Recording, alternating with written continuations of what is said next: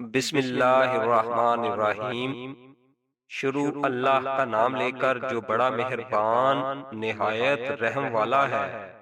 قسم ہے ان فرشتوں کی جو کافروں کی روح سختی سے کھینچتے ہیں اور جو مومنوں کی روح کی گراہ نرمی سے کھول دیتے ہیں، پھر فضا میں تیرے ہوئے جاتے ہیں، پھر تیزی سے لپکتے ہیں، پھر جو حکم ملتا ہے اس کو پورا کرنے کا انتظام کرتے ہیں کہ جس دن بھونچال ہر چیز کو ہلا ڈالے گا، پھر اس کے بعد ایک اور جھٹکا آئے گا۔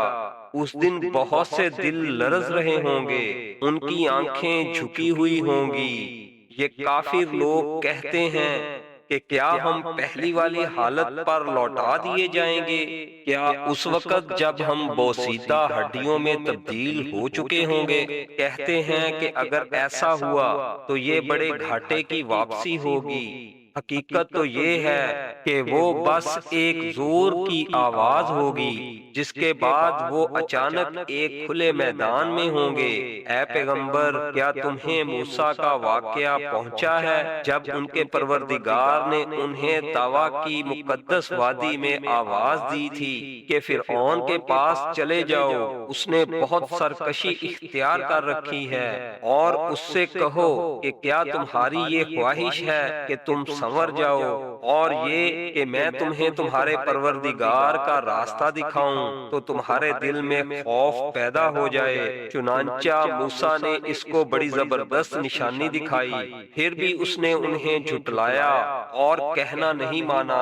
پھر دوڑ دھوپ کرنے کے لیے پلٹا، پھر سب کو اکٹھا کیا اور آواز لگائی اور کہا کہ میں تمہارا اعلیٰ درجے کا پروردگار ہوں۔ نتیجہ یہ ہوا کہ اللہ نے اسے آخرت اور دنیا کے عذاب میں پکڑ لیا۔ حقیقت یہ ہے کہ اس واقعے میں اس شخص کے لیے بڑی عبرت ہے جو اللہ کا خوف دل میں رکھتا ہو۔ انسانوں، کیا تمہیں پیدا کرنا زیادہ مشکل ہے یا آسمان کو؟ اس کو اللہ نے بنایا ہے، اس کی بلندی اٹھائی ہوئی ہے، پھر اسے ٹھیک کیا ہے، اور اس کی رات کو اندھیری بنایا ہے، اور اس کے دن کی دھوپ باہر نکال دی ہے، اور زمین کو اس کے بعد بچھا دیا ہے، اس میں سے اس کا پانی اور اس کا چارہ نکالا ہے، اور پہاڑوں کو گاڑ دیا ہے تاکہ تمہیں اور تمہارے مویشیوں کو فائدہ پہنچائے۔ پھر جب وہ سب سے بڑا ہنگامہ برپا ہوگا جس دن انسان اپنا سارا کیا دھرا یاد کرے گا